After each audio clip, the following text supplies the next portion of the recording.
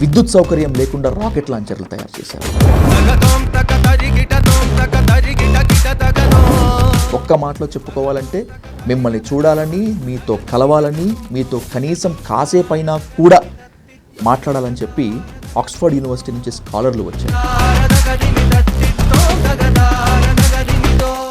Mallojula Venugopal alias Sonu, Takelapalli Vasudevarao alias Asanna and బైదసవ్య పుల్లూరు ప్రసాదరావు వీళ్ళందరూ చెప్పేది మాది లొంగుబాటు కాదు, మేము సాయుధ పోరాట విరమణే అని చెప్తున్నారు. సరెండర్ అయినంత మాత్రాన ద్రోహులని ఎట్లా అంటారండి? సాయుధ పోరాట విరమణ అనే కొత్త పదాన్ని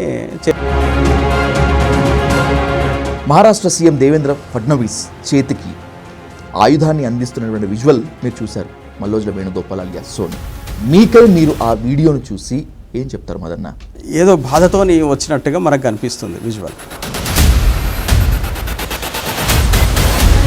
ఇక ఆయుధాన్ని ఆయన ఎట్లిస్తే ఏముంది, ఉద్యమాన్ని వదిలిపెట్టి వచ్చాడు కదా.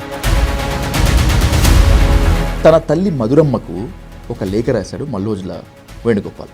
నిన్ను చూడటానికి రాలేను, నీ అంత్యక్రియలకు రాలేను, పొరపాటున గనక నేను రేపు చనిపోయినా కూడా నా అంత్యక్రియలకు నీకు చూస్తావో లేదో అని చెప్పి అంత విప్లవ స్ఫూర్తి ప్రదర్శించినటువంటి వేణుగోపాల్ అలియాస్ సోను ఇలా దిగజారిపోయాడేంటి? ఇప్పుడే ఎందుకు దిగజారుడుతనమని మనమనాలి? ఇప్పుడు రెండు పందాల మధ్య పోరాటం అంటున్నాడు, అది ఎప్పుడు ఉంటుంది కమ్యూనిస్టు పార్టీలో?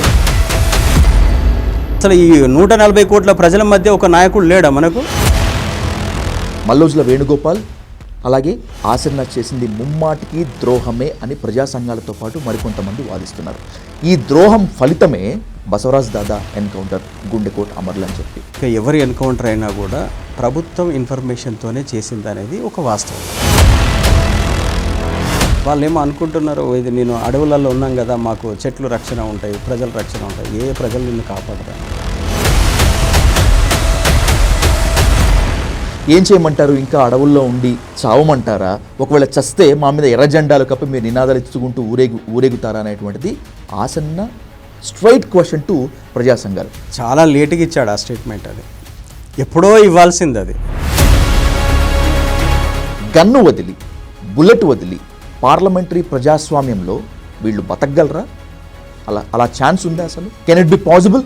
మొన్నటి వరకు ప్రభుత్వం సీరియస్గా తీసుకోలేదు కాబట్టి ఇంతకాలం నువ్వు ఉన్నావు అక్కడ. ఈ యుద్ధంలో మరణాలు రెండు సైడ్లో ఉంటాయి. పార్టీ చీఫ్ బసవరాజ్ దాదానే కొట్టినటువంటి శక్తి ప్రభుత్వానిది కదా, హిడ్మాను కొట్టలేదా? సీజ్ ఫైర్ నడుస్తుంది, అవే సింటమ్స్ కనిపిస్తుంది. నంబాల కేశవరావు అలియాస్ బసవరాజ్ దాదాను ఎన్కౌంటర్ చేసి బీజేపీ సర్కార్ తప్పు చేసింది అంటే ఒప్పుకుంటారా? ఆయన తుపాకీ పట్టుకొని ఎవరితోని యుద్ధం చేస్తున్నాడు? సైన్యంతో యుద్ధం చేశాడు.